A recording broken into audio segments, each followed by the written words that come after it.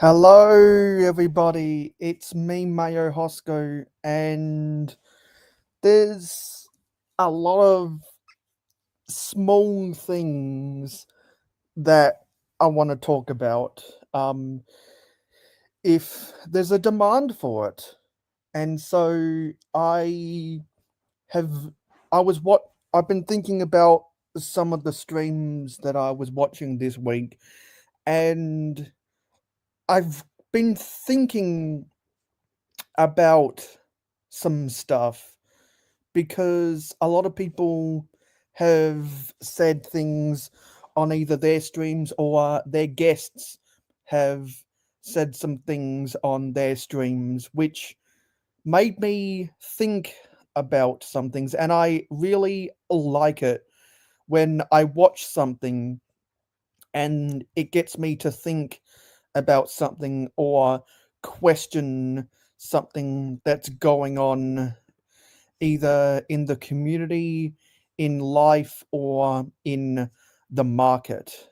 And that's why this is probably the longest title for any of my live streams ever. Because I not only wanted to be transparent with the stuff that I want to talk about, but also to help me remember the shit that I want to talk about. So who have we got in chat right now? We got Alexandria, Blue, and Stud. And Stud says you can admit it. The ACOB stream brought up controversy last night. It absolutely did, and that's why Lego Conventions is in the title because man, that guy who they got on before they were talking about the logistics of Lego stores. He definitely stirred the pot and he made a couple good arguments, but also made a couple arguments where you either raise an eyebrow or you ask a question or you retaliate depending upon your emotions. And so I think the first thing that we should talk about right now is Lego conventions. And I'm going to get up a stock image of the Brickworld Chicago logo and a stock footage of the Bricktastic logo for a little bit of a back and forth. And if I can, it would be swell to find something about New Hashima. Maybe there's an image I can find specifically about New Hashima at Brickworld Chicago. If I can. Is there, because New Hashima is arguably the best singular builder or collaborative builder mock in the world right now. I mean, if you've ever gone to any of the conventions, particularly in the US, where they brought all of their modules together to form one massive New Hashima city, then you know how truly impressive it is. And it was like when I first saw it, it was one of those moments where my jaw dropped. And almost everyone I know who was with me when I first saw New Hashima, their jaws also dropped, and so they rushed to film it in all its glory because it was that impressive. And New Hashima is a catalyst for a couple things that I want to talk about at while we're talking about Lego conventions because I think it's more impactful than what some people might realize. And so one of the first questions out the gate I'd like to ask people are, what are your thoughts about new Hashima? Because I expect almost nothing but positivity towards it, but I think it would be a curveball if someone comes up with a not so positive take about it. Be interesting. Anyway, I was just handling some shit on my phone while I was going on that spiel. So let me find it. I'm trying to find a one from specifically at Chicago, because Chicago is the one Lego convention that gets more hype than any other convention in the world. Okay, these are photos from Brickworld Chicago 2023. Nice. So what I'm going to do is I'm going to get the share screen, and we're going to share this motherfucker. Okay, so I want to get this to where it's zoomed in on the build. Let's zoom in a little bit more.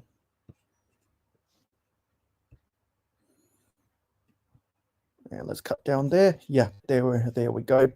Yeah, so on the left is Brickworld, not Brickworld, is New Hashima under the normal lights, and the right is New Hashima lit up.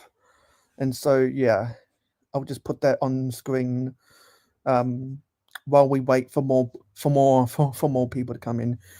Yeah, it's by far the most impressive thing I've ever seen at a Lego convention. And if you haven't been to a convention where New Hashima has been exhibited, then you're missing out, because it's a feat to behold. Yeah, I want to go through what some people are saying, because Stud's saying something right now. It was civil for what it was, though. Yeah, he tried to keep as much of a straight face as possible, because I got the impression, and you had to be there to understand what Stud and I are talking about. I got the impression that he was either the bad guy running in to the ring at a WWE event, or he was the bad guy running into the Roman Colosseum about to get eaten by the lion. He would bring up his points, but be hypocritical at the same time. Yet, I can smell hypocrisy from a mile away. And Stud, that that the Micah Parsons trade, it screams hypocrisy. Saw you stay out of it as best as could. Just make some jokes to soften the mood. Yeah, I tried to look neutral, but if you read between the lines and you passed my words, you would get the impression that I was highly critical about what they were saying.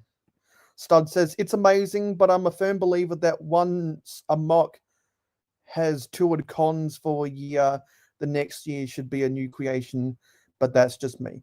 I think that's a fair criticism, because personally, I think that this is the type of mock where not all of the collaborators should be there at the same time, and that's a two-way effect. Hey, RC, good to see you here, buddy. I'm not sure if you're still in the Jungle group chat, but I put out the invitation in the Jungle group chat, because before I went live, I saw that Heather was asking who's live, and so I let them know, and who knows, maybe something will happen. Who knows? There's nothing against wish casting. Oh, and also on a side note, we had hail yesterday, and if you're a friend of me on Facebook, or if you've seen my Instagram stories, actually, shit, I need to check something. No, I didn't put any description in this. What? Well,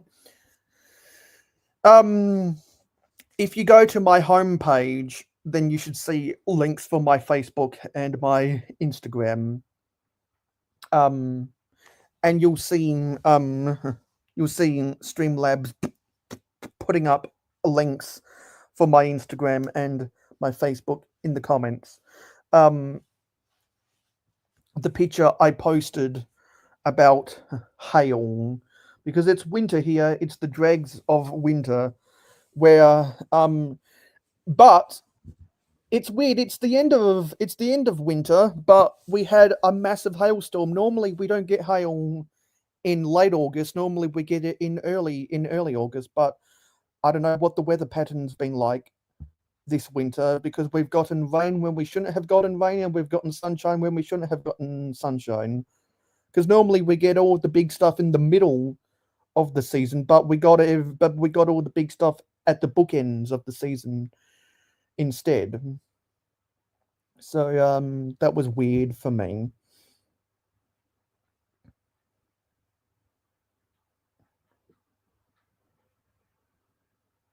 Hang on, something's not right there.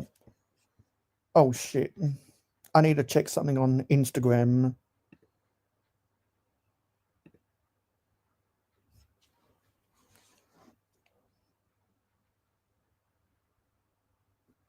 Something's not right. Sorry, I got some technical difficulties going on.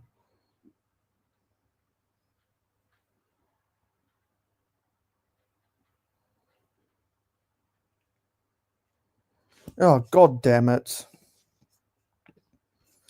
I need to handle some shit.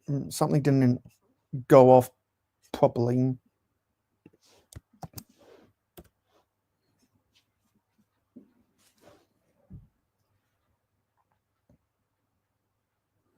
Something didn't go off on the phone properly. Stupid settings. I don't know why it does that. And anyway, one of my sports Twitter X account is blowing up right now. That's a side note. Yeah.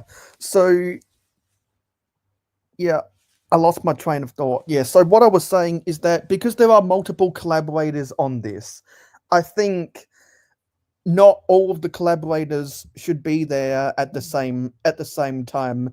One, so that it's not the same thing every time, but two, because since this is a touring exhibit, I think it would spare the collaborators from having to travel as much if they can find more people across the US, because I know that this thing has gone to Atlanta BrickCon. I'm not sure if it's gone to Brick Fair Virginia, but what I'd like to see personally with New Hashima is people that are close to Chicago, they share their modules at Chicago. People that are close to Washington DC, they exhibit their stuff at Brick Fair Virginia.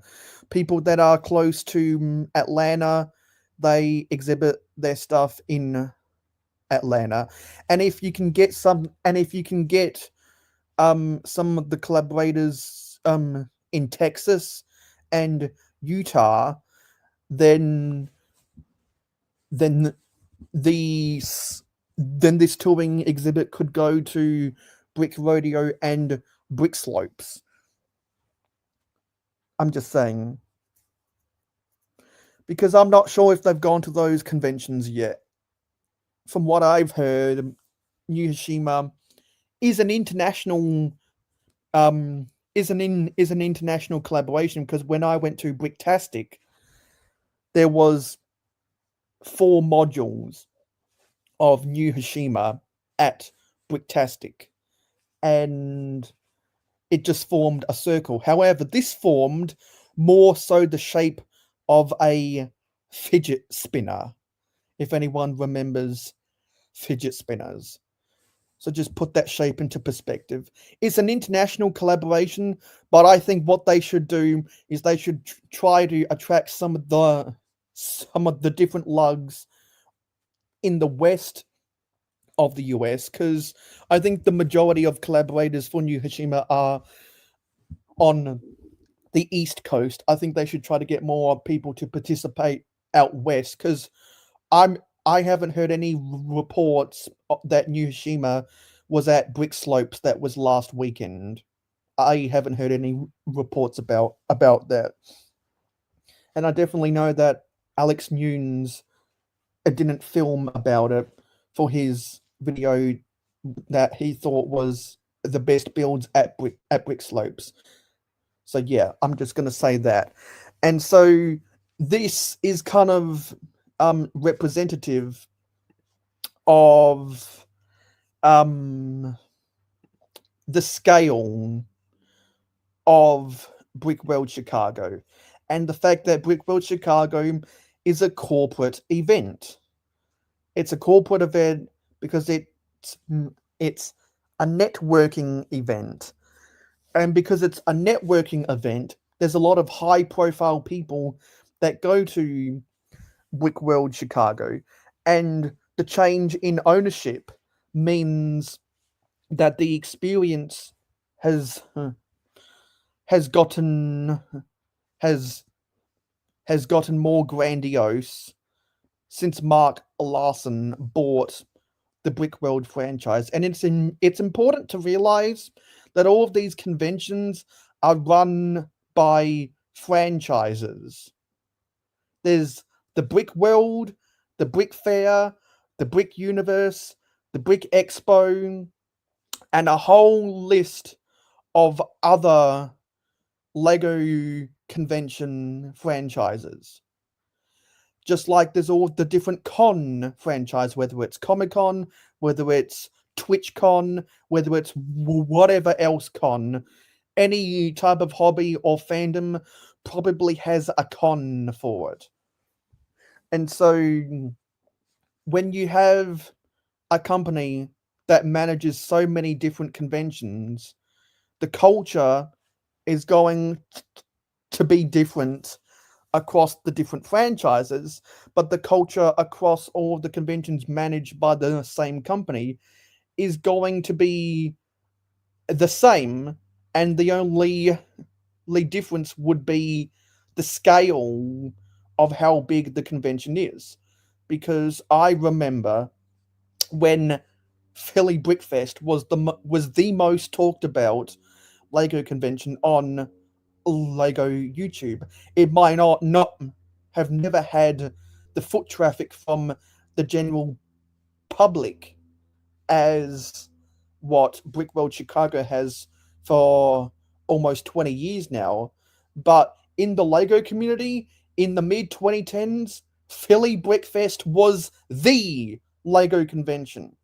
And that is a fact. The high profile people went to went to Philly Brickfest. And Brick Fair Virginia was a comparable convention, because that has been running for just as long as Brickworld Chicago. And I know that there are a bunch of people who live and die by Brick Fair Virginia, as much as people today live and die by Brickworld Chicago. They both have their own hype, and some of it is geographic, another is the culture, and another is the type of builders that go to each of the conventions, and that is in contrast to something like Bricktastic, which has also gone through some management changes, but is a charity event. And I went to Bricktastic in February this year, and there's some more people that came in, so I want to say hello. Yo, Cliff, and hello, Dina. So yeah, so on screen, this is a picture of New Hashima. Love to hear everyone's thoughts about New Hashima, because already gave my thoughts about New Hashima earlier. So, um, the builds at Bricktastic are comparable to any other Lego convention I've ever been at. I think about the I think about, well, me personally, for what I'm interested in, I'm most interested in two things at a convention. Whatever people are doing with their trains and the Great Ball contraption. And I can tell how grandiose a Lego convention is by those two factors. How big the Great Ball contraption is, and how sprawling and detailed their big train layouts are. And the train layouts are normally done by a lug that focuses on trains. And I think the GBC was slightly bigger, and the train layouts were slightly bigger at Brickworld Chicago than what they were at Bricktastic. But compared to when I went to Brickvention back home, which did not have a significant Great Ball contraption to my memory. My memory might be totally shot about that, but I can't remember a lot of people flocking to film it if it was there. So I want to reserve some of my judgment for when I go to, for hopefully when I go to Brick Fair, Virginia in 2026, because I want to see the scale of those two things in particular. And there are sources that tell me that there are a lot of Bionicle fans who go to Brick Fair, Virginia. If there's one thing people have told me in the past that you can expect to see at Brick Fair, Virginia, is Bionicle fans. And there's even been jokes in the past that those Bionicle fans need to take a shower.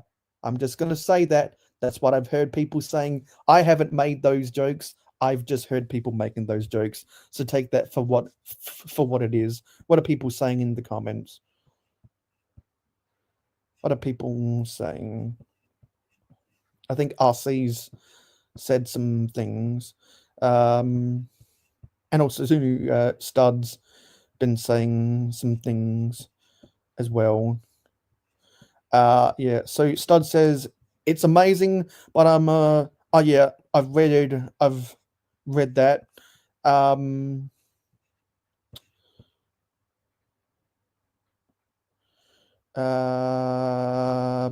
are people saying?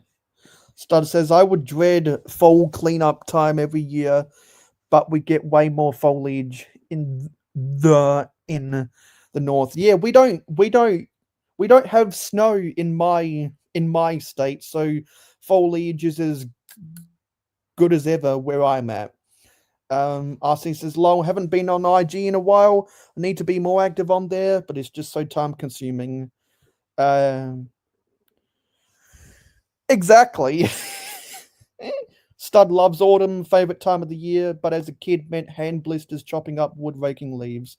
Yeah, that's why we had the council cut down the tree in our front yard because it was getting on the windscreen of our car. Stud says love the crisp for wear, but like I said, as a kid meant chopping winter firewood and leave cleanups. Yeah, when we were at my childhood house, we would have to rake the leaves off of the trees too. Stud says new ACOB guest last night would bring up Influencer Alley. There are people who constantly complain about it. Yeah, if anyone also wants to complain about Influencer Alley right now, feel free to have at it. Because my thoughts about the Influencer Alley is that the owner is trying something, and I'm not sure if it's succeeded or failed. All I knew is that Influencer Alley was a good place for me to get some selfies with some people, because when I go to conventions, the two main things I do is I take selfies with people and I trade sig figs because I'm a sig fig trader and a selfie hunter. So I might it was very convenient for me to get a selfie with some people at Influencer Alley because they were there. So it was it was very convenient for me to do that, but that's not the intended purpose of Influencer Alley. To be honest, I don't know what it is. I don't know what the purpose of it is. All I know is that I had a net positive out of it. And that's just me. I don't speak for anyone else. Because there are some people who have really deep uh, philosophical opinions about that, which I'm not going to get into right now. I'll let other people bring it up if they want to bring it up. RC says, lol, I have fireplace at my house, lived in the home for 11 years, never used it once. Yeah, we had heaters at our old house that we didn't use that much either, because there were some rooms that we weren't in as much, and we had central heating in our house. So we just use central heating and use less of a fireplace.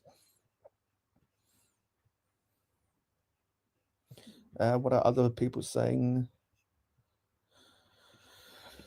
Yeah, you had to be built differently back in the 70s and the 80s, and being being built differently is why I like 1980s Lego more than 2020s Lego. That's just my opinion. Who else thinks that Lego was better back in the 80s and the 90s compared to what it is now?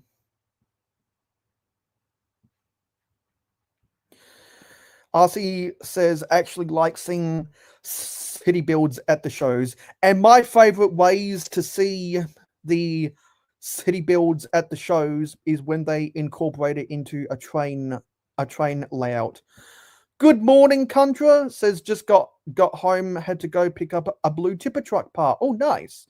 And what looks like two tipper for a train, and the old digger part looks like 70s or 80s. Which so which digger are you talking about, Contra? Hey, Hobbing. Oh, it's 11 a.m. now. Yeah, how is the landscaping business going, RC?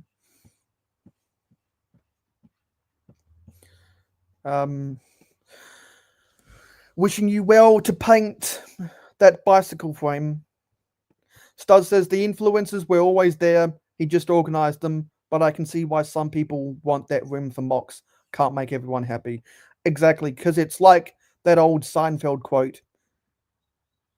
You can't please these people. Mark just tries to improve every year and evolve it.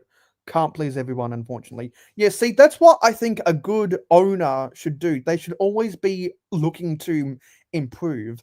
That doesn't mean they're going to get everything right. It just means that they can write up they can write up things they do wrong as experimental and use the data from that, if you know what I mean. And if you're a part of the corporate world, you know what that means. Crack a barrel. Country says sold some old school Skyway Tough the other day. Was going to try get them on a BMX, but okay, many thanks. But got okay money for them. Yeah, there's a lot of restorationists out there because there's good money in turning trash into treasure. Stud says, speaking of 70s and 80s Lego, just happy we still get true classic space sets.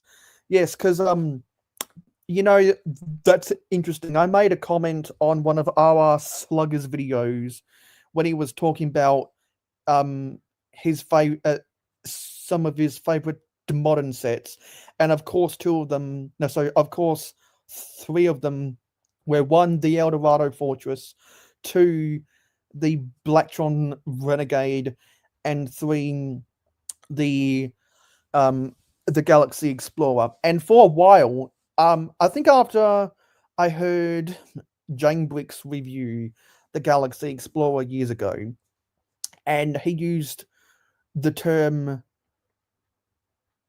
of neoclassic, I started using that term. And I commented, you know what? Let me go and find the actual comment. Yeah.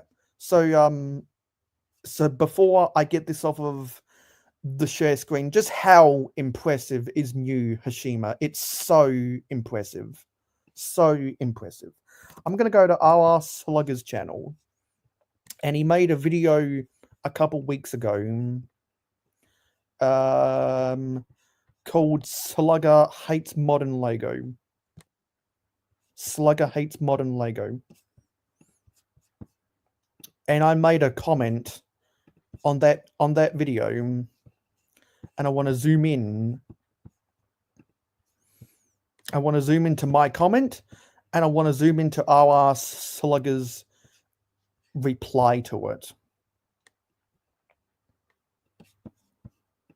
So I said, like yourself, the modern Lego I enjoy most are neoclassic versions of vintage sets. And he replied, that is such a great descriptor for them. And that made me feel validated because I care a lot about terminology. And honestly, Lego rubs me the wrong way when they renamed the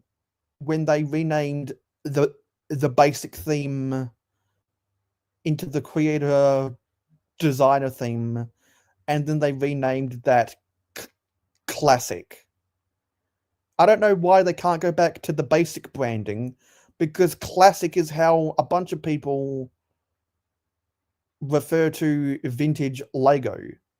I mean, you can go see posts about vintage Lego on Instagram, and a bunch of the hashtags they use in their posts, including things that I've posted on Instagram, have hashtags for classic Lego. And so when you look at a Lego classic set, that's not classic Lego, that's a Lego classic. You see where the confusion's at there? And so yeah, that's why when I hope that Lego makes a new version of the Deep Freeze Defender from Ice Planet, or the Particle Ionizer, or the Stellar Recon Voyager from Mtron, or the Galactic Mediator from Space Police 2. I use the term of neoclassic because Stud, you'd be familiar with a neo-German term, so you'd know what I'm driving at with the neoclassic terminology. That's what I refer to the new Eldorado Fortress, the new Galaxy Explorer, and the new Renegade as. That's me personally. Anyway, and now I want to find stuff for Bricktastic, because there's a disparity that not as many people know about the way that Bricktastic is run. And Brick Nerd also posted some pictures that involved the new Hashima at Bricktastic. And so we're going to share these pictures on screen right now. So it is a bit smaller because they have less people from the United Kingdom as a part of their collaboration. And so, yeah, it's only a 4-piece module instead of, I think, a 7-piece module that they had at Brickworld Chicago. And I think that's emblematic that the floor space for Bricktastic is slightly smaller, and the culture is way different.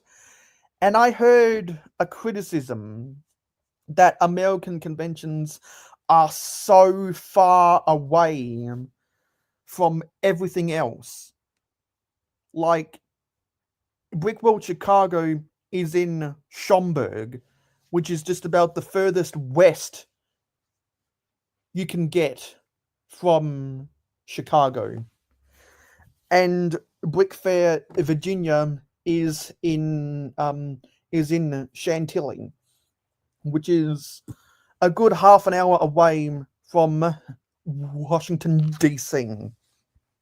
And that's compared to something like Bricktastic, which is in the heart of downtown Manchester and is very walkable.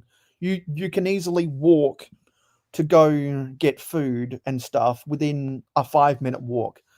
However, it takes more than double that at something like Brickworld Chicago, and I have experience to say that, and there's not as many options. So I think the geography of American conventions compared to European conventions is something worth noting. But that's because of world history, not anything to do with the convention itself. So I'm not going to chalk that up as a pro or a con. It's just how town planning has been for over 100 years. Yeah, what are other people saying?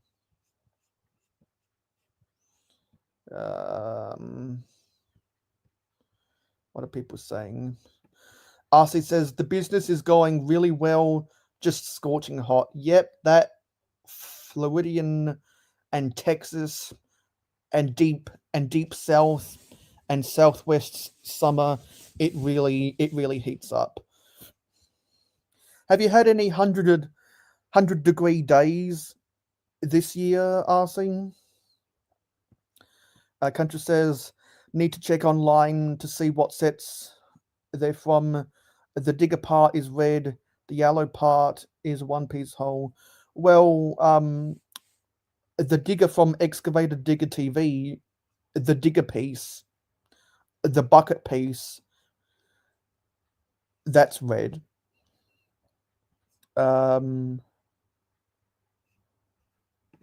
Stud says, haven't seen the new Cracker Barrel corporate look logo, but I heard about it. Usually brands slowly evolve their logo over time.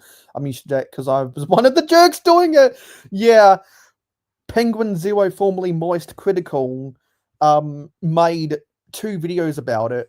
One was when people were complaining about the new logo and how they lost $100 million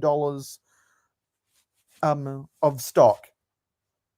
And the video after that was that they're not going to change the logo, and their stock went up slightly, but not to the level it was before they announced the new logo. So they're not going to change the logo after all. And yeah, exactly. People will always complain about it. Like the Pepsi logo. The Pepsi logo has changed more times than I can count fingers on my hands. The Coca-Cola logo has stayed pretty consistent. Really, the only thing about the Coca-Cola logo that's changed is the styling for certain packaging. Like, the font has always stayed the same. The colors has always been red, white, and grey. However, Pepsi brings all sorts of other colors into their logos almost every 10 years or whatever. Study City says, never been in a Cracker Barrel. Have to try it. There are only a few in the northeast near me. Seems more popular in the south and the Midwest. Yeah, that's the geography I get out of Cracker Barrel as well. Artie says the reason they do those shows on the outskirts is instead of the heart of the city in Chicago and DC is because of the crime. Yeah, that is one of the factors. And hello, Billy. Says Schomburg is 30 minutes from me. I said it was too far, even though I drive 30 minutes to work all week. Yeah, that's probably because you have to dodge all the interstate traffic or people trying to avoid the toll roads. And if there's one person here that knows how to avoid the toll roads, it's the person who knows how to avoid the toll roads going into New York City. Stud says, remember when they called Chicago Chirac because the south end was war zone, blah, blah, blah, blah. Yeah, I've heard all those jokes before. I've also heard people who were calling for martial law in Chicago. That was wild. RC says we had 3 100-degree days in a row. Oh, that sucks. That sucks. Stud says, yeah, Coca-Cola stays traditional. They only make new logos for new products. Exactly. And either new logos for new products or new logos for new packaging. Like, I'm gonna go like this website that has a bunch of the evolutions of some of the different logos of various companies, mainly food companies, and some a big tech as well. Where is it? Yes, fineprintart.com. Fineprintart.com. If I can find it.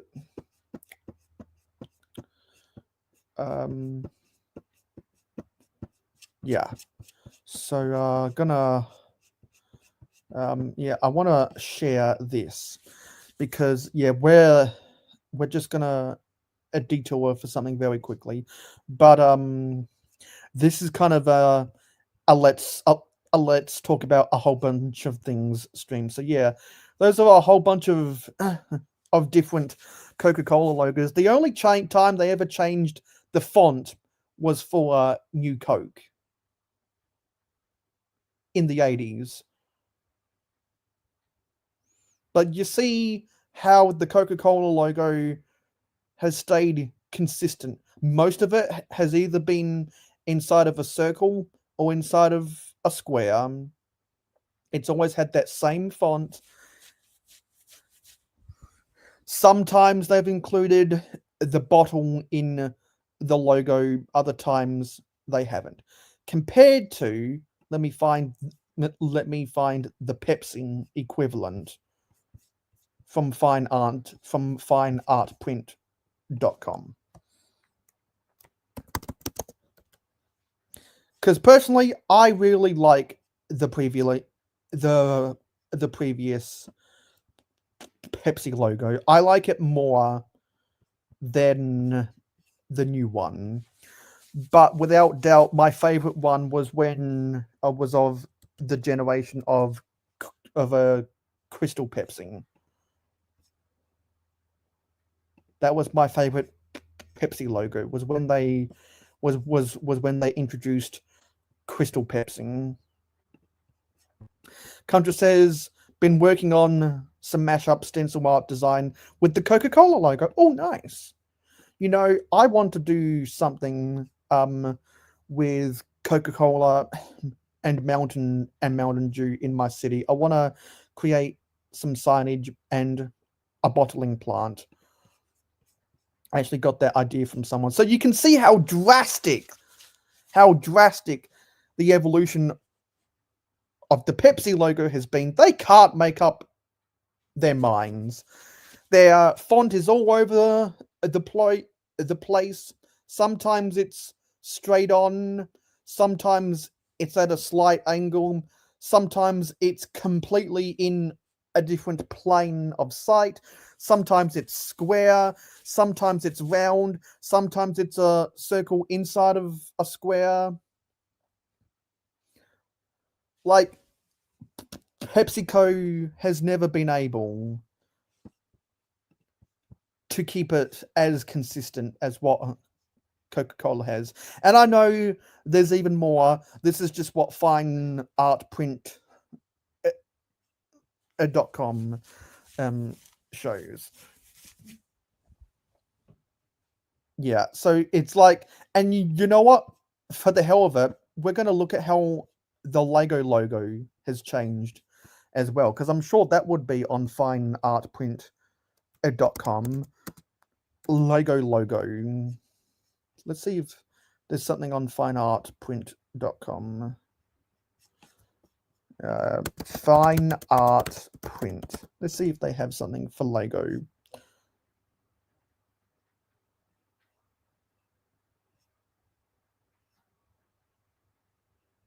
No, I'm not seeing anything for that. But LogoMyWay.com has something about that. So let's look at this instead. Lego logo evolution. So in the early days, Lego changed their logo a lot too. But really, ever since let's try to decipher this. Ever since 1916,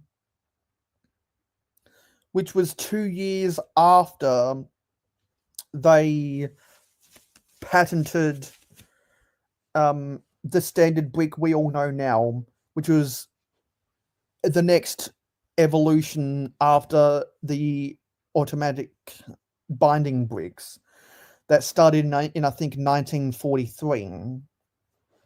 They've always had the Lego logo inside of a square or a rectangle. They eventually dropped the system in cursive, and it was a very short span of years where they had the color bar in their logo, but it has been almost consistent since 1973.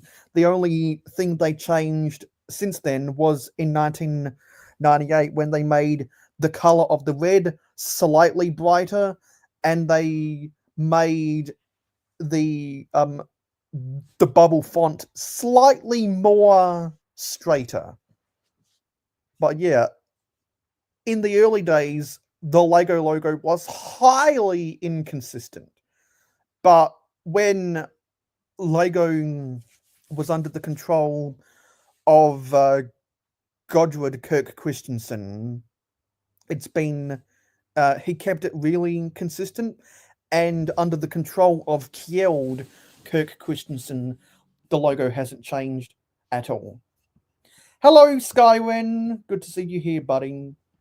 And so, yeah, something else I want to talk about is the $1,000 a Death Star, because I've heard some people saying that, or I've heard more and more people talking about some of the rooms inside of the Death Star, and I want to give one final thing about the Death Star, because I've heard kind of a crazy argument that I want to briefly talk about. And it's got to do with some of the rooms inside. So we're gonna actually no, want to get that thing from Facebook, not from Reddit.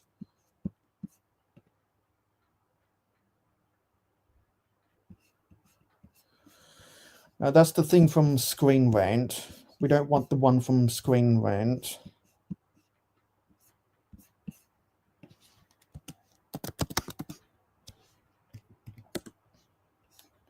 We want the one that was posted a little bit longer ago. No, that's from Beyond the Brick. That's just a stock photo.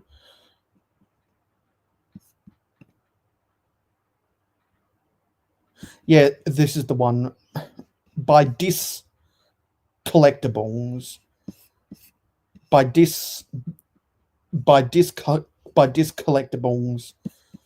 on Facebook. But before we show that, I want to see what some people are saying. Yeah, the Lego logo has stayed pretty traditional. Yeah, I'll check that out after I talk about the $1,000 a Death Star again.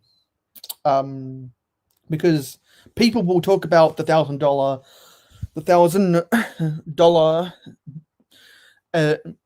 a Death Star, or as the two ways I like to call it, the death ass or the $1,000 ass cheek.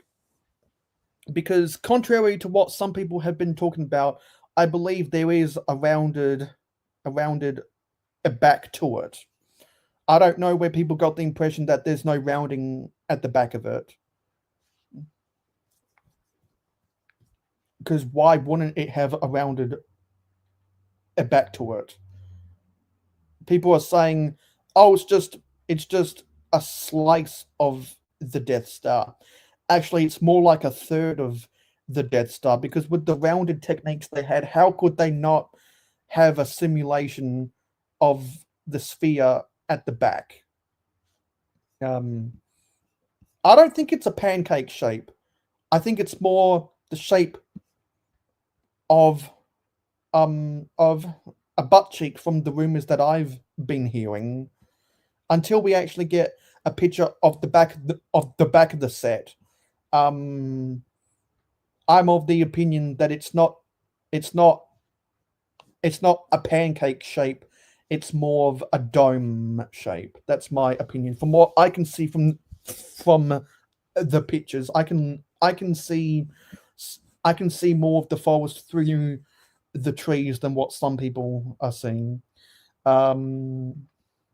Stud says the logo red is PMS 485 Pantone. Yeah, I'm a logo nerd. Absolutely. Hashtag choo choo a Death Star. Yeah, everyone get that trending on social media. Stud says, I heard all of the figs in the Death Star are holding the lightsaber hilts the wrong way. Yeah, you're all up in that grill, aren't you? So yeah, we're gonna go to Facebook, and I want to talk about something, because some people have said that they would consider selling some of their Star Wars dioramas. And let's get this on the full screen. They would consider selling some of their Star Wars diorama sets, i.e. the trash compactor, the Emperor Palpatine's throne room, to buy this. And I don't know what the retail price of Emperor Palpatine's throne room is. I don't know what the retail price of the trash compactor is, but yeah, that might offset some of the cost of this. And yeah, you could wait for the gift with purchase that will be available with this set, or strategically buy this when there is a gift with purchase included in the set. That doesn't take away from the fact that this Lego set cost $1,000. That doesn't take away the fact. So that's not a point of justification to buy the set. Just because you sell something to buy something doesn't mean whatever you're buying is still not overpriced. Because when I see something like this, I think this should be $100 cheaper. I think this should be a $900 set. That's just me. I think from these pictures, this should be a $900 set.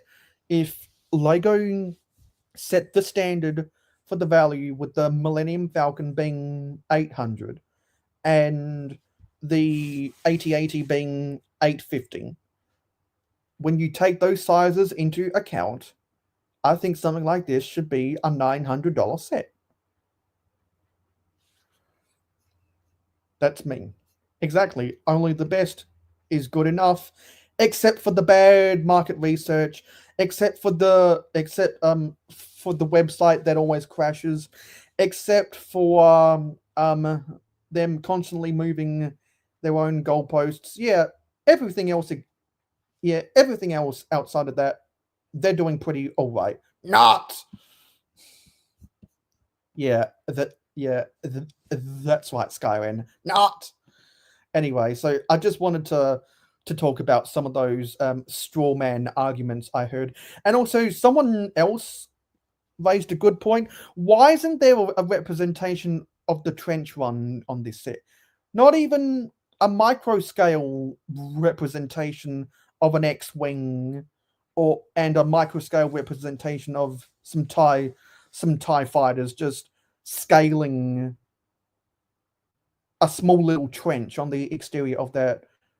You know, the most famous scene on the Death Star in the whole Star Wars franchise was the trench run.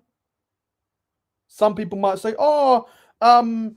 the duel between Luke Skywalker and Darth Vader with Emperor Palpatine watching in Return of the Jedi, that's obviously the best, when the most replayed scene of anything involving the Death Star in pop culture is the Death Star getting blown up after Luke Skywalker gets the laser into the small hole.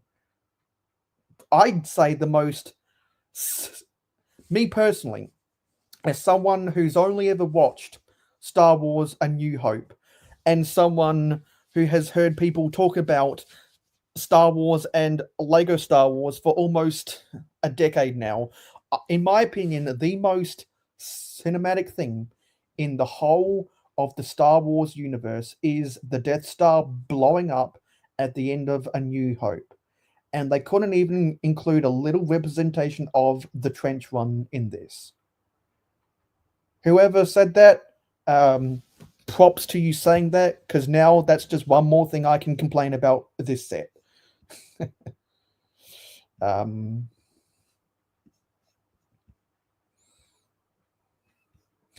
What are people saying? By that logic, RC will have a Lamborghini next week, but I'll just have to sell my home, all of my truck and equipment too. Exactly. Just a whole bunch of straw man arguments. Are we sure? Are we sure about that? Let me zoom in there.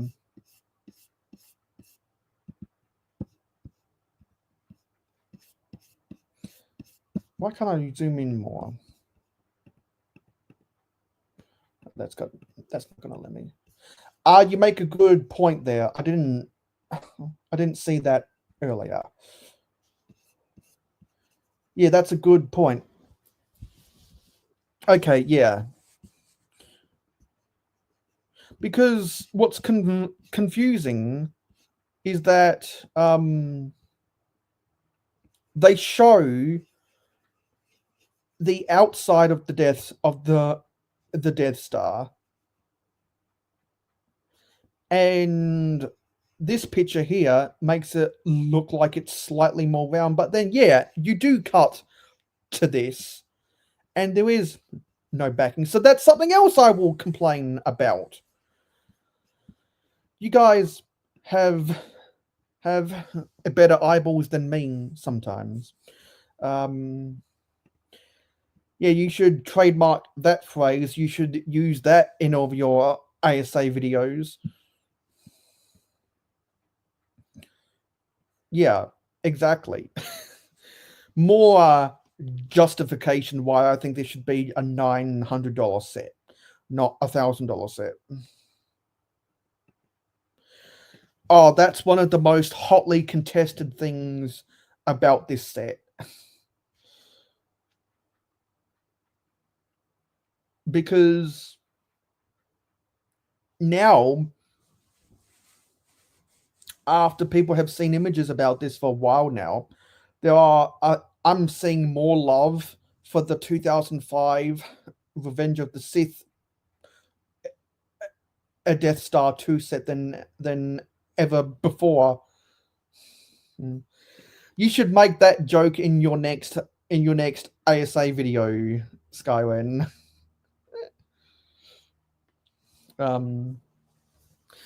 The Imperial shuttle right there. I think it's a nice build.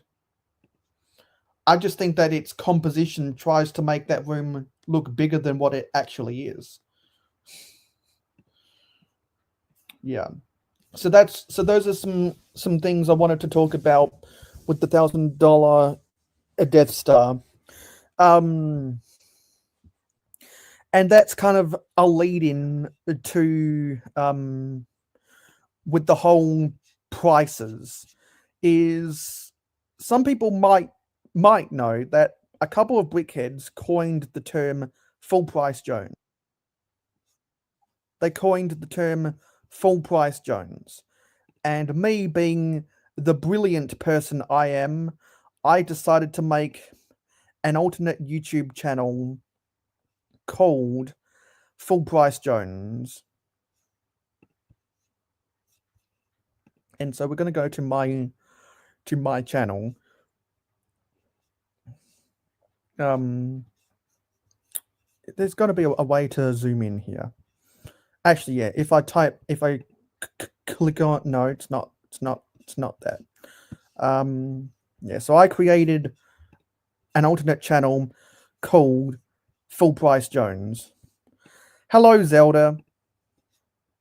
Yeah, everyone who grew up watching Wallace and Gromit knows that. So let's go share this picture. This is my alternate YouTube channel called Full Price Jones. And this is because of a couple of brickheads. I created this channel called Full Price Jones. So when anyone says the word Full Price Jones in the ACOB chat, I come in with this, asking if people said my name. And the reason why Full Price Jones is a meme is for a couple things.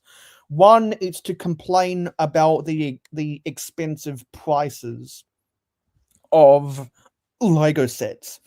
And the second is to talk about to categorize a certain collective of the day one customers of Lego sets. And I created this as a spoof to get in on that that that joke. So if I was ever to have an outlet complaining about expensive Lego prices, if I was to talk about that in a video rather than a stream, like where I complain the most about Lego prices is in my streams rather than my videos. If I were to make a dedicated videos about the Lego prices, I would experiment with this channel. So if anyone wants to subscribe to this channel, you can do it if you want to. This photo was actually taken when I was on one of the riverboat cruises that goes throughout the waterways of the city of Chicago. So this was when we were in we were in we were at the lock between the rivers that goes through the through downtown Chicago and the entry to Lake Michigan. This was when the boat turned around. Behind me is Lake Michigan. And I thought because this was when I was wearing a pair of sunglasses, it would be the most appropriate for Full Price Jones, because whether it's a couple of brickheads, whether it's Cool Hang Luke, they all have the moniker of wearing sunglasses inside. So I thought that would be an appropriate profile picture for this. And they also have, and this is going into the other part of something else in the title that I wanted to talk about. Yesterday, I created another new channel because when people complain about the expensive prices of Lego sets, they always give the situation where little Timmy can't afford all the new expensive sets coming out, and so that got me thinking. They say little Timmy so much on ACOB that I did something funny. And yeah, that kind of looks like me because it is. Yeah, 1 subscriber. So if you're watching this right now, then you might consider subscribing to Full Price Jones, and you might see some short videos coming out soon on this channel. As does says, Full Price Jones has a sister called Cheap Ass Clearance Clara. Actually, Full Price Jones has a brother, and his name is Cheap Ass Bricks, every Sunday night on Hauling and Bowling. Yeah, you should go watch Hauling and Bowling, where you can see the brother of Full Price Jones called Cheap Ass Bricks.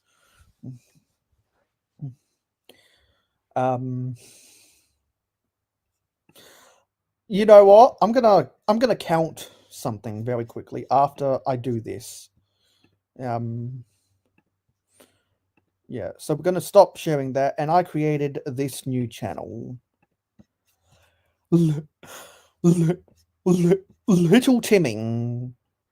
So whenever we talk about how the new Lego sets are more expensive than what they were 5 years ago, and Little Timmy and Joe Schmo can no longer afford all the new sets, when someone says Little Timmy or Little Jimmy can't afford the new sets with their pocket money or their allowance anymore, because the price of small Lego sets in particular keeps getting more marginally expensive over time. I'm gonna come into the chat just like I would whenever someone talks about Full Price Jones. Yeah. And so I believe this is a character from Phineas and Ferb that I used as the stock image. So what specifically do you hate about Little Timmy? Is it the fact that Little Timmy is the reason why Copper exists? Because that'd be my number one reason to hate Little Timmy is Copper. Exactly, they're the oldest running Lego podcast on YouTube. I do. I do. I do. Yeah. So if you subscribe to this channel, you might see some shorts coming out in the future as well.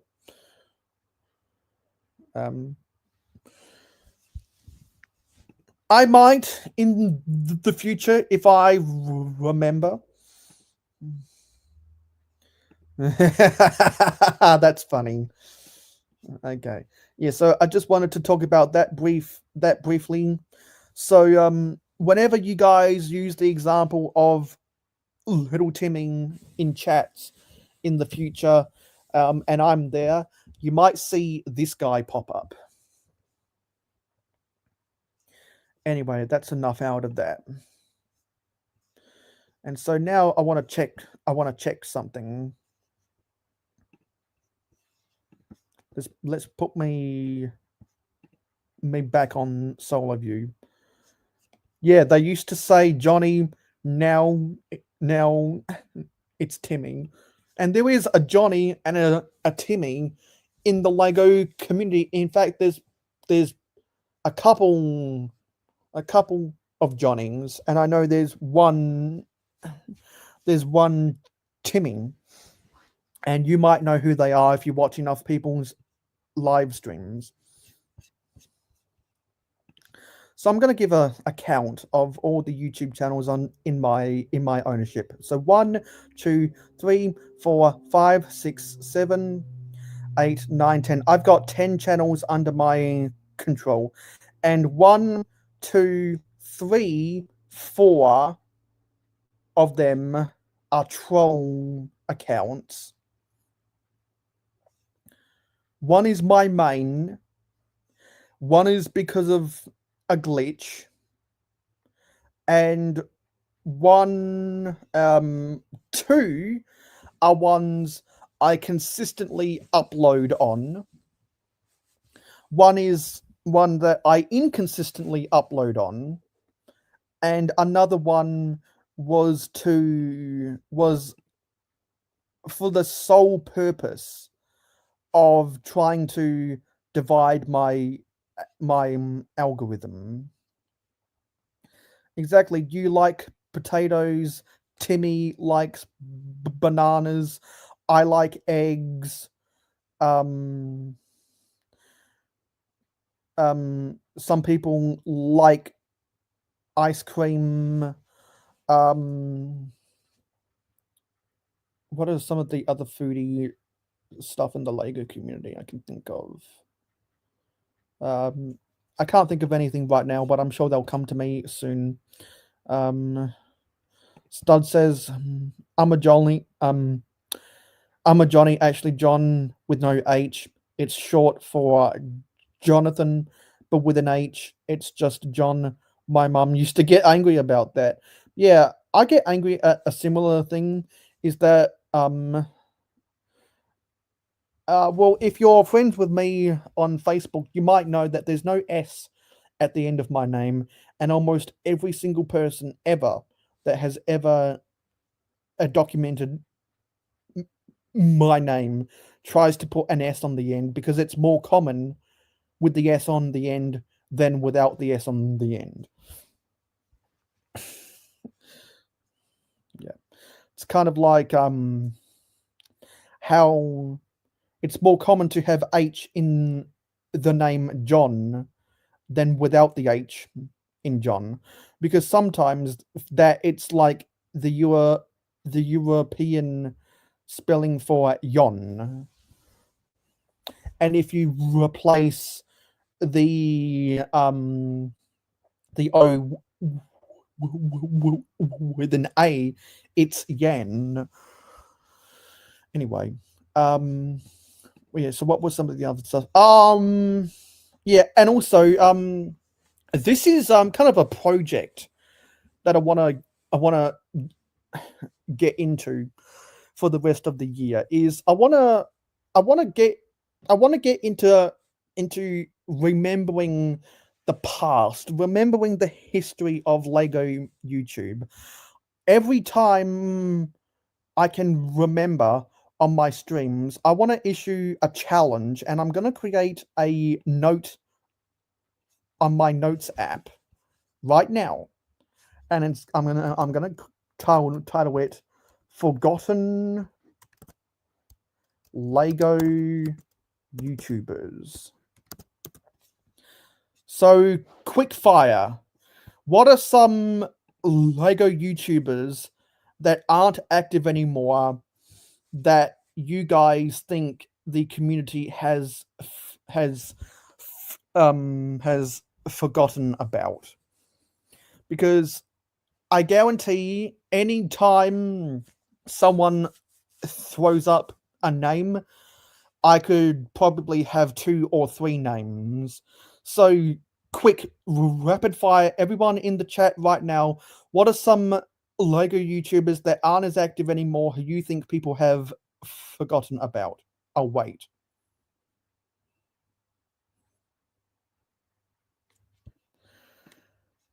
I know that you were on some streams in the past on other people's channels who aren't active anymore in the community. Taco. That's a good candidate, but I don't. But I have some evidence to counteract that, and I'm going to explain myself. Yeah, I'm gonna explain myself because Bevan's Bricks has 2 channels. One is the Bevan Bricks channel, and the other is his Bevan's Brick World. So I'm gonna prove myself. And honestly, I think with a suggestion of that, it actually might be more reflective of your inactivity, RC. So this is the Bevan's Brick World channel. Their last video was 2 weeks ago. Has 5,000 views, which is just under 10% of their subscriber base. So I think enough of his subscribers remember that. Second youngest was 3 weeks ago. Now, granted, he had a 2-month break, but there's enough videos I think uploaded there within a 12-month period.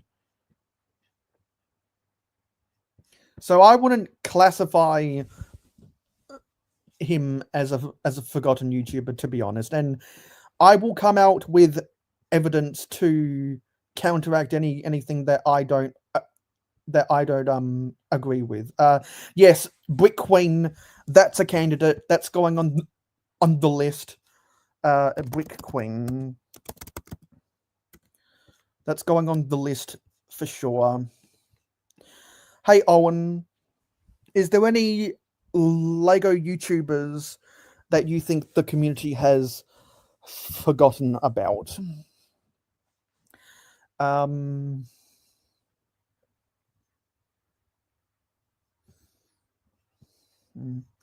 Yeah, Taco Builds, that's going on the list. Taco Builds. I remember in his mock videos, he was always proud of his rock work.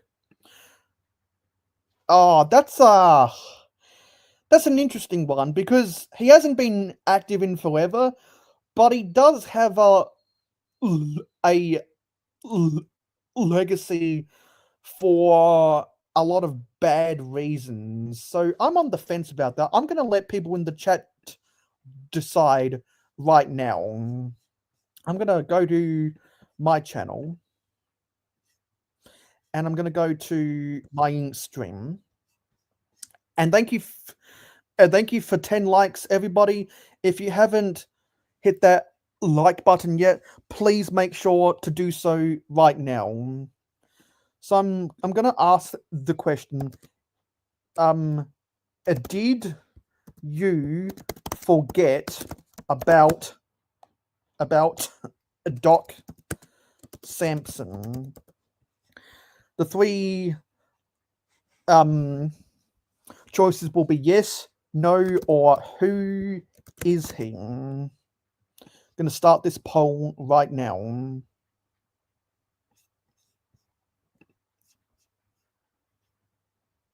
Going to start that poll right now. Yes. Yes, that is definitely going on the list. I don't know who harassed her, but it was enough to piss her off and go away.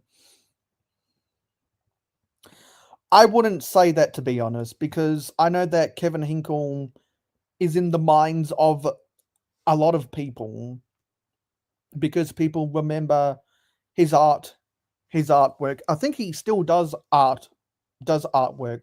People remember when he was at conventions, and he's technically on the thumbnail of a competing Friday night stream every week. So I don't think I'm going to add Kevin Hinkle to the list.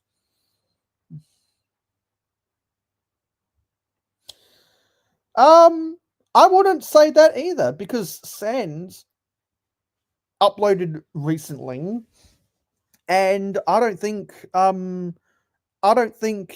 except for a couple people, he was that mainstream to begin with. I'm just going to say that.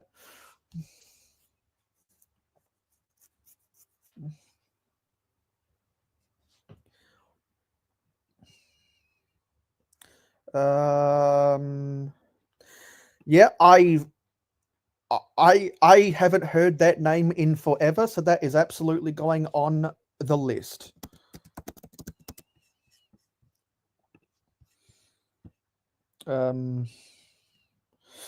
Yeah, there are some things to say about Sans. I'm not gonna say that because I enjoy Sans videos, because it is about, a lot of it is about vintage Lego, and I have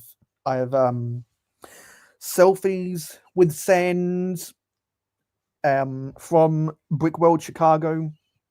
And so I know that other people have their thoughts about Sans. I'm going to keep mine to myself because I'm the host of this stream.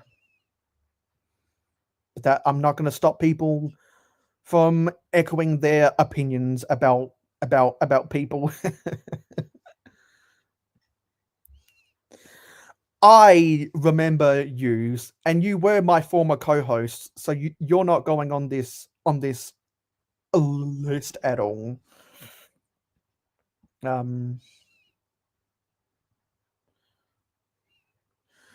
Hope you enjoy that build.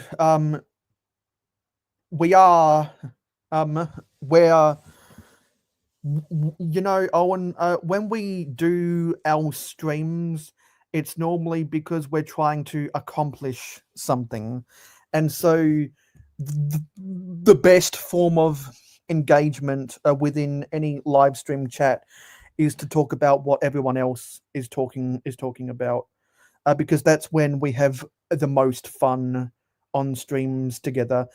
And yeah, I met, see, he's kind of the family tree. I knew about Taco because of Joel, and I met you because of Taco. So in a feedback loop, I met you because of Joel, not Taco. And I'm glad I did, because we've done some good stuff together ever since. And we both reached 1,000 subscribers at about the same time. I mean, my family tree of Lego YouTubers, I dare someone to claim they have a bigger one than me. That's how much networking I've done in this community. Country says, remember when he first started following Lego YouTube content, Ryan M&R was talking about Brick Queen stuff like that happened in the early days. Yeah, that has its own lore that I think is reserved for another time. Hello, Brick Therapy 23. Now is that your father or is that the son watching? Which people? Which people? Country says, I did see her Miss Bricks on someone channel ad Mayo months back. Yeah, I saw her once as well, but to be honest, I don't know why those people log on to YouTube. Exactly, a lot of people try to social climb. Some succeed, others fail. Oh yeah. Oh yeah, don't even get me started about that son of a bitch. She is going on the list. She's going on the list.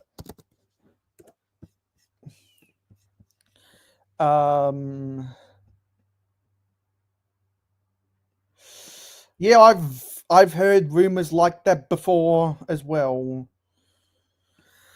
I don't know, maybe. I don't remember that, so they're going on the list.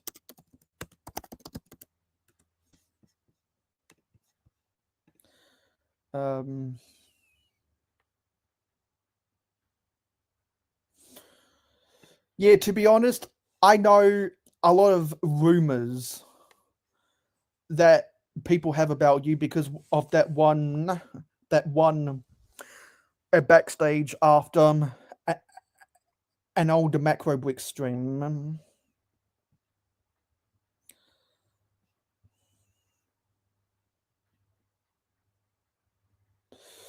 I'm not surprised people got pissed off like that. That doesn't surprise me.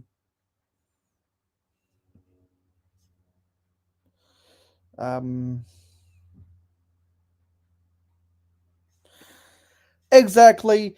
It was like they were meant to be together. Both it's very similar personalities. And I don't think it's a coincidence that a lot of people don't talk about them anymore. And if you know, you know.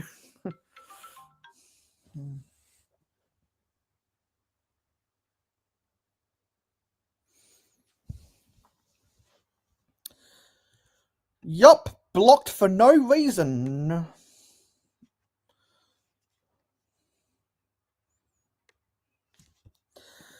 I was finishing high school when all of that happened, so I don't remember that at all.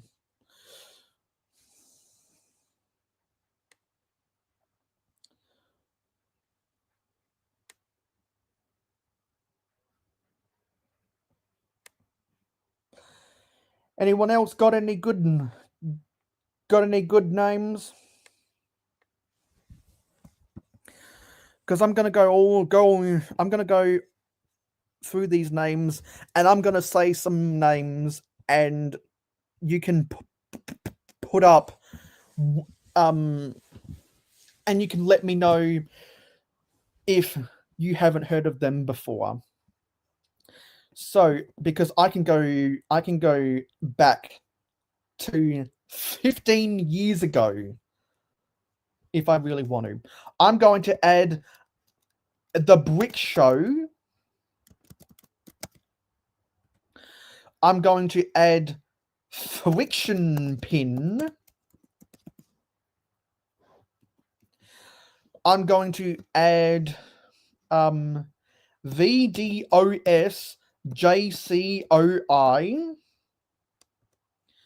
I'm going to add a Michael Hickox.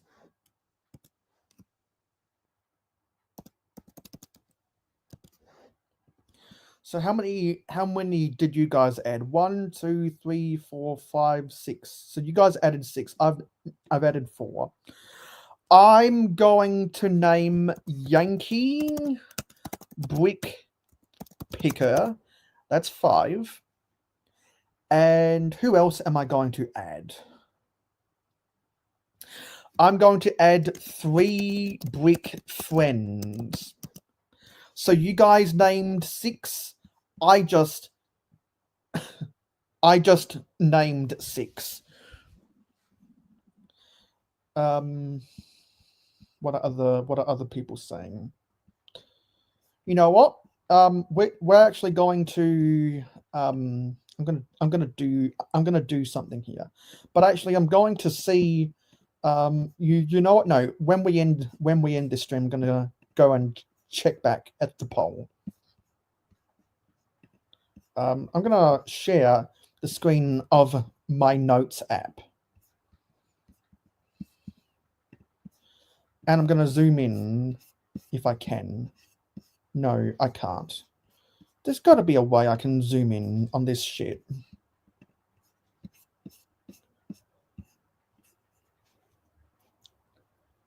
There's got to be a way. Maybe if I do this.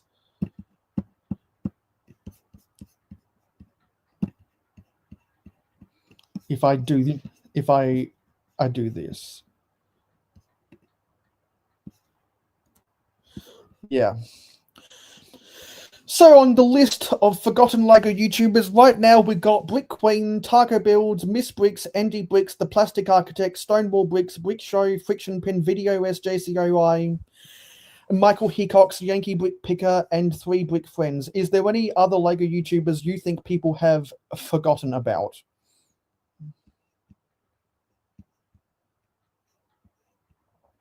Well, so what are people saying in chat? Don't say that. Maybe partners in crime as each other for many years.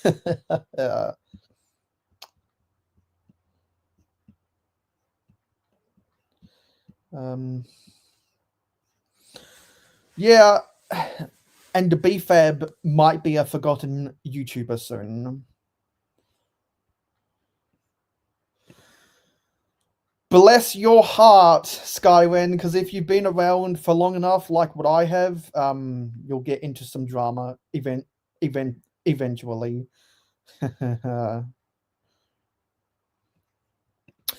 Howdy, Tron.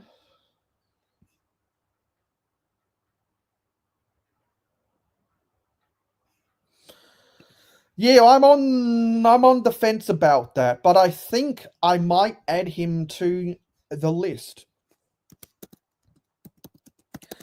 Partially because people that kept on talking about him have also gone away from LEGO YouTube.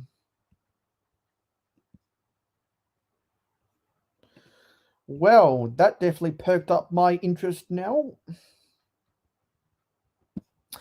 I stay in touch too. I know that he sees my Instagram stories because we're cool, but I know there are other people who have been in my chat today who aren't cool.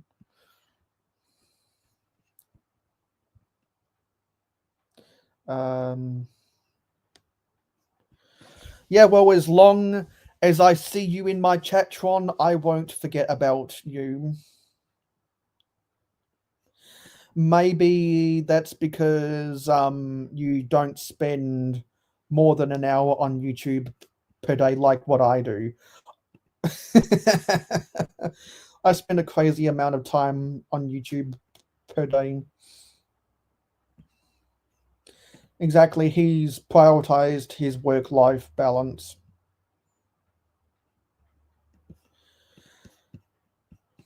Maybe if you come up with an outrageous opinion about something Star Wars, someone might start drama with you.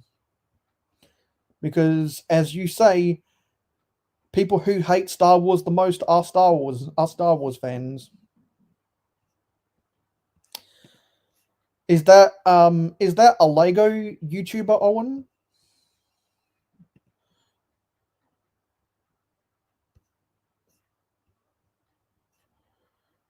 Um,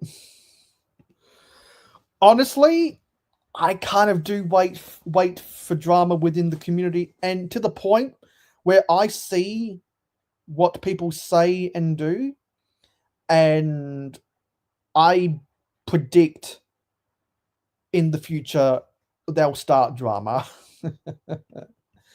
Okay, they are going on the list. So what was their name again?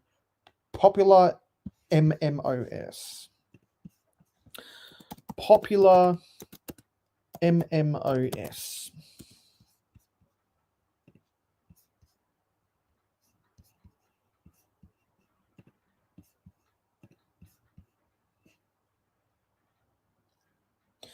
Oh, I just saw that didn't zoom in like that should have. Maybe that's because the way the way that share screens work. Anyway, you can barely see the names on the screen anyway. All you can see is that I am adding to the list. Tron says, I don't hate Star Wars, I hate Disney. There is a difference. And yes, there is a difference, as Skywen can confirm. Star says when he took break for health issues, told everyone would be back, but still people thought I died. Yeah, I think some people say that in jest, because I remember when I was at high school, people said that in jest too. Hey, you didn't come to school yesterday. We thought you died. I think that's a Gen Z thing, and I would know because I was born in 2001. Stud says completely ghosted Lego Instagram and DMs, but told people was going to do it. Health comes first sometimes. Exactly, as other people in this chat can confirm. And you still need to read my DMs, buddy. Contra says, Tron Bricks, hope you're doing well since cancer stuff, and just keep doing your thing. Exactly. I know people that have died from cancer, so I wish everyone nothing but the best who is trying to beat cancer. And that's why those Twitch streamers do the yearly Stand Up for Cancer charity stream. And this year they raised over $100,000. Anyway, are there any more Lego YouTubers that you think people have forgotten about?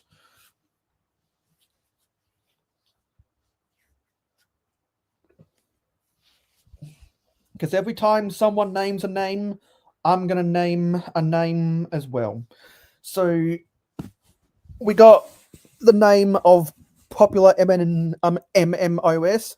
I'm going to name your creative friends. And if anyone who doesn't know what your creative friends is, your creative friends, according to Brixar, made a sig fig map of the world and helped to popularize the concept of the sig fig.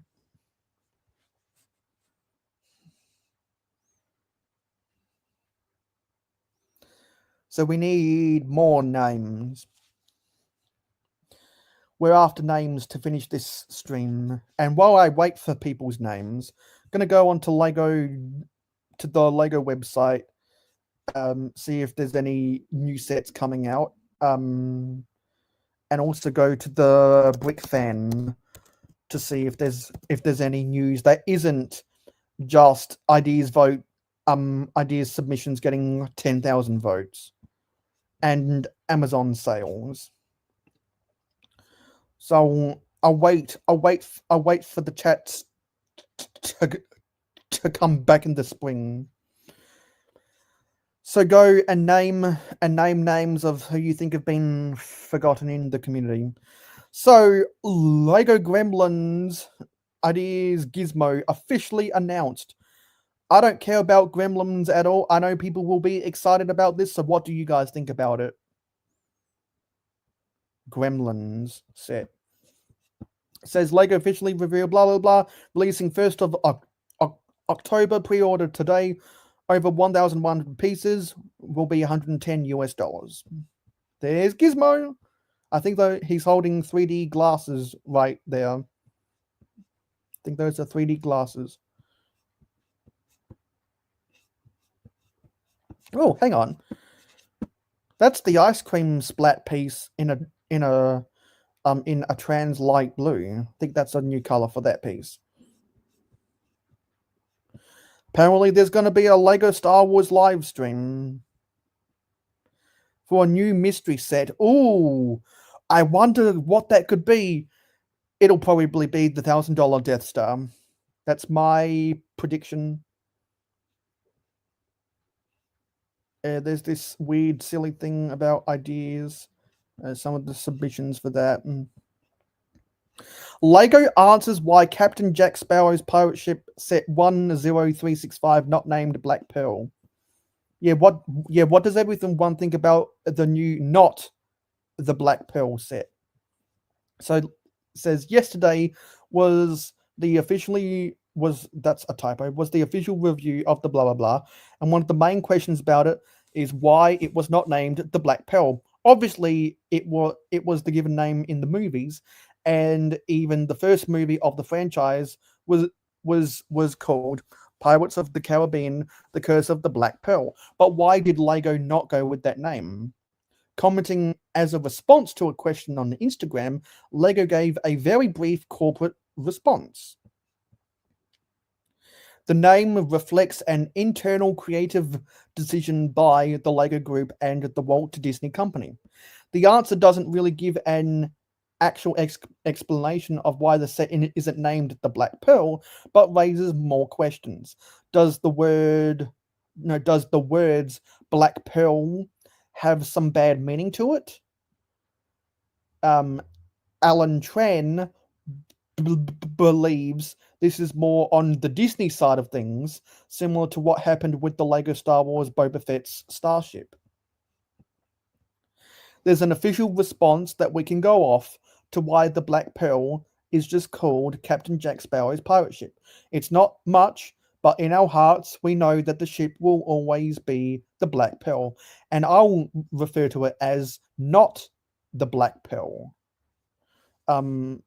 Just to rub it in about how Lego and the Disney have fallen for political correctness. It will be available on the 12th of September for $380. And there will be a compass gift with purchase.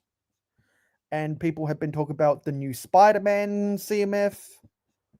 I don't care about that. And this is just the yearly performance by Lego. Don't care about that. And this is what that compass gift with purchase is going to look like. It's going to be in one of these yellow boxes. Lego has revealed the compass you can get with the not the Black Pearl. Set has 151 pieces, replica of the compass that was in the movie. Should be available at the same time. No announced end date yet. So it has the string piece, and I'm going to assume that is a print for the directions inside of the compass, and it has a black dome piece on top, which is interesting. Anyway, that's enough of the news I want to cover with that. So what are people saying in chat?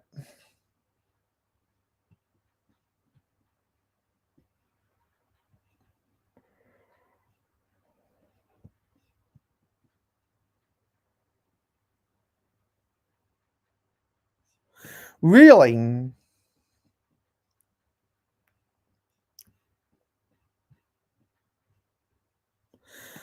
Yeah, I think we're going to add him to the list as well, brick scene.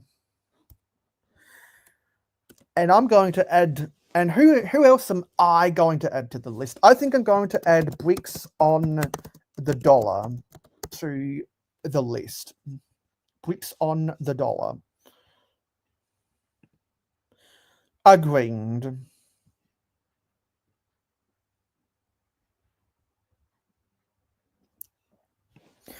We got someone liking the compass gift with purchase. Would it be enough to spend the ridiculous price of $380 upon the first week of release? I don't know, but the Smeagol and Deagle gift with purchase was enough for some of the Lord of the Rings fans to buy the Shire in the first week of release. Granted, that came with mini figures, and this compass doesn't.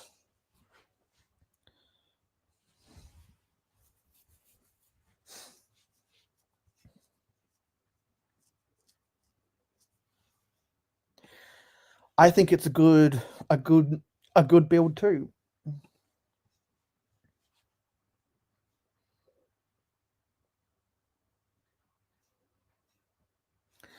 Yeah, and so something else I want to talk about with the conventions is I want to give some justification about some stuff, because people were making some good arguments yesterday.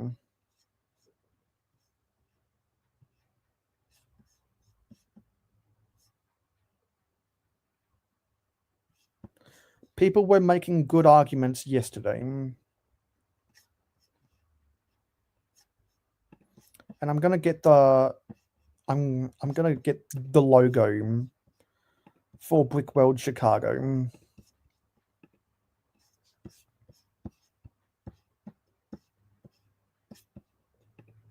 Let's try to get this in the shop.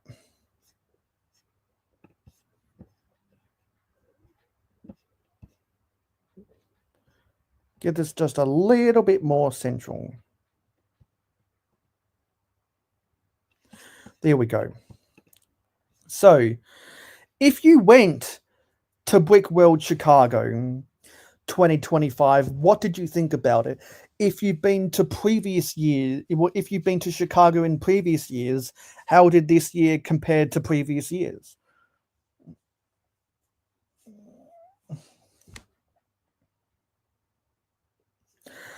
Oh yeah, don't get me started with his association with Brickitect. I never saw him being an asshole, but I haven't heard good things about him. So we're going to add him to the list. And at the same time, I'm going to add Lego Freak to the list.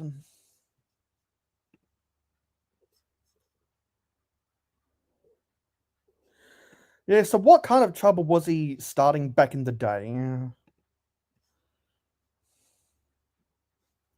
Because I don't know that lore as much as I know the lore about some other people in the community.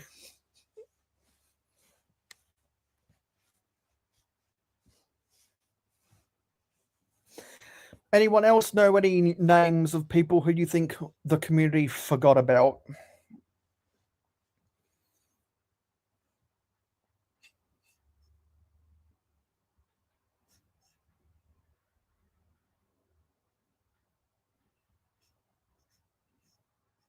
Yeah, and so the thing with Brickworld Chicago is that they raised their prices, and people were complaining that they raised their prices.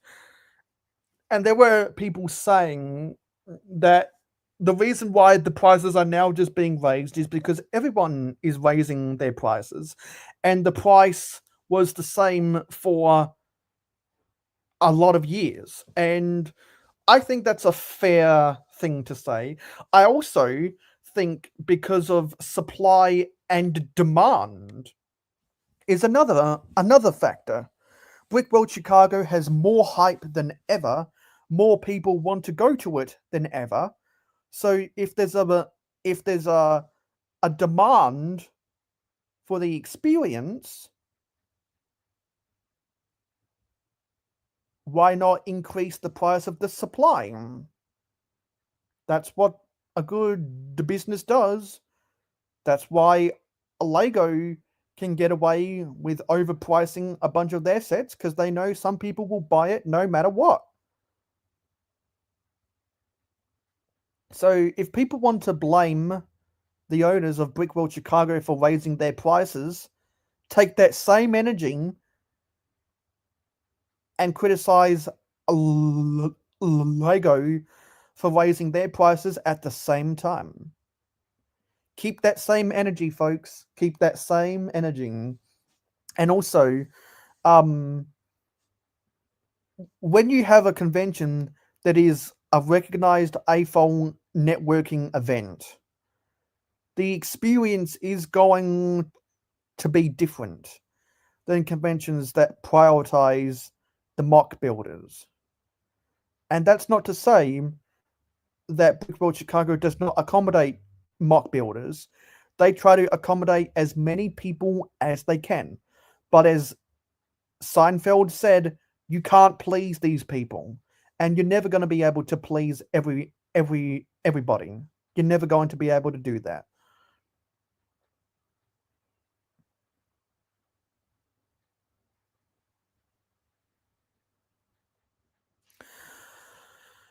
Oh wow. Oh wow. That's incredible. That's incredible lore.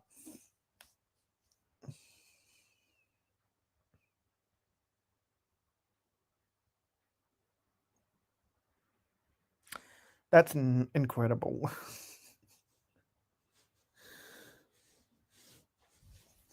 And so I think the good conventions strike a balance between letting the mock builders share their craft and accommodating as many people together that might not otherwise congregate with each other, which is why some conventions have branded themselves as a recognized AFOL networking event, of which Brickworld Chicago is.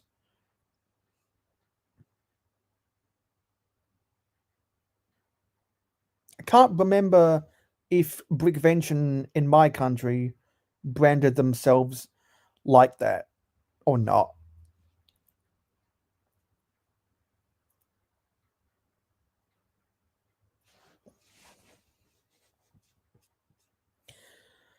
But yeah, I only go to Lego conventions primarily for the networking. I don't go because people have cool mocks. I fly all the way across the world because I want to see my friends in person. And I have friends all over the world.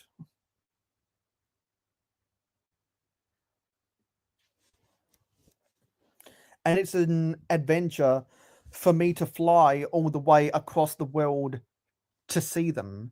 As long as I have checks coming in, I'm going to go to international Lego conventions every year. As long as I have checks rolling in.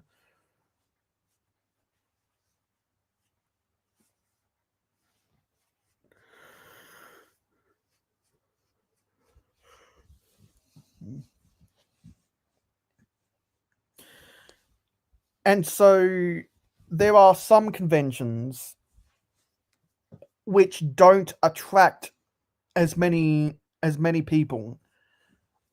So I'm not ever going to go to them.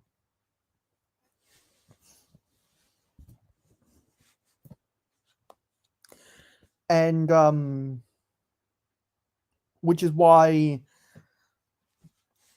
in the laundry list of LEGO conventions that I want to go to and that I've already been to, it's because I knew that I would be able to see certain people some places.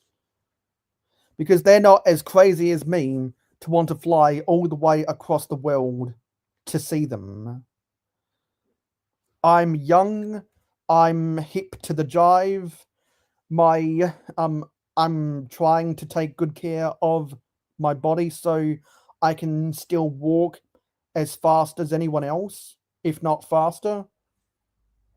And if Google says something's a 10-minute walk, it's going to take me a 10-minute walk. Can't say that about almost everyone else I know. And I know that because of my genes, that that like my father, I naturally walk faster than most other people. It's literally in my genes that I will walk faster than other people, which is why I'm able to keep up physically, and because I'm entrenched in academia and the fact that I have high functioning autism, I'm able to remember a lot of shit, and I'm able to think about a lot of shit.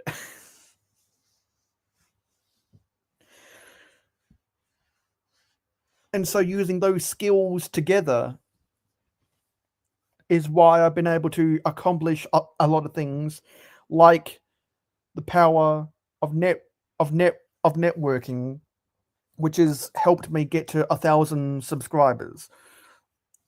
And Brickworld Chicago is a part of that. Bricktastic is a part of that. And my corporate analysis tells me that they are entirely different business models. One is a non-profit, one is for-profit. One is run by the people for the less fortunate. The other is run by the people for sustainability and future growth. One